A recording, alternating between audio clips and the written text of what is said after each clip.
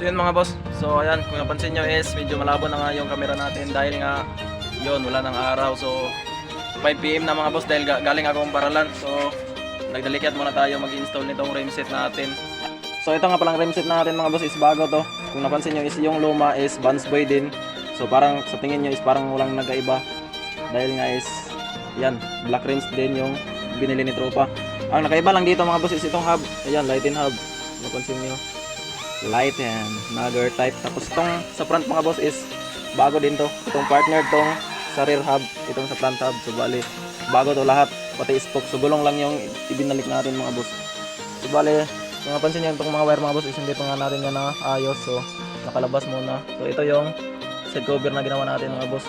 Yan yung din ano. So pinturahan na muna natin yan. And then, so ikabit muna natin pala mga boss. Dahil nga is wala ng araw, so magagabihan tayo. Ang problema dito is walang ilaw. So magbalak pa tayong magpakabit ng ilaw dito mga boss para pwede tayo mag overtime kapag meron tayong gawin sa sunod mga boss.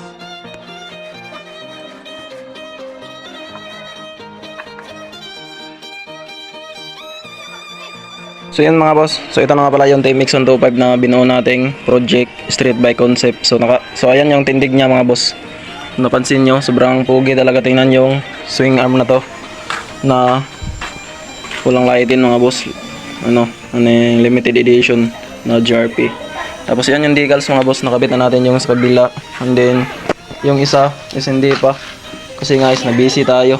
So ito na nga pala lahat ng kulang mga boss na hindi na nga natin nakabit. Itong busina, so ipa-wiring pa natin to sa tropa natin dahil nga is siya yung mas marunong ito. So tayo is wala pa tayong experience. So itong sa domino switch mga boss, so nakakabit na tayo nito. So marami na tayong motor na nakabitan nito. Kaso lang is itong wiring dito is marami ng putol. So kailangan talaga nating ipa-rewiring sa tropa natin. So yun mga boss kasi marami siyang gamit na pang wiring talaga.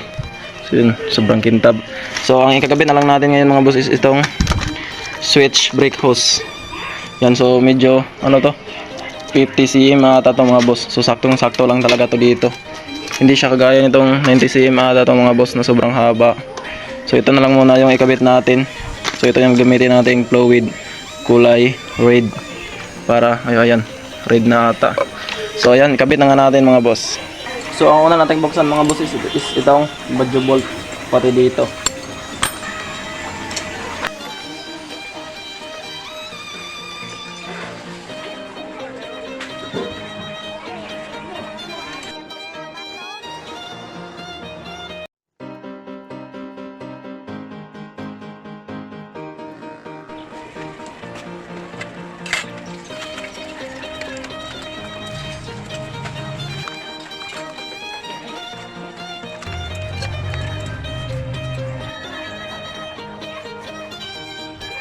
So simula muna tayo sa pag-bleeding dito mga boss para kumapit na yung frame natin.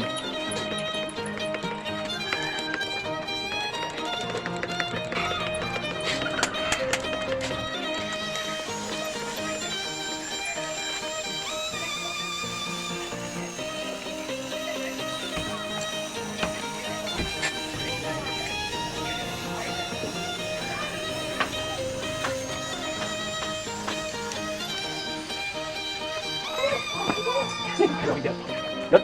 Takay sa good.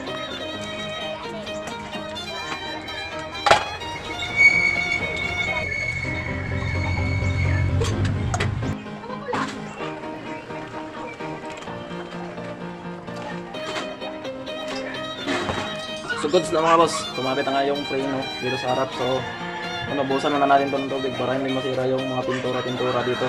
Dahil itong brake fluid natin mga boss is kasira to ng pintura.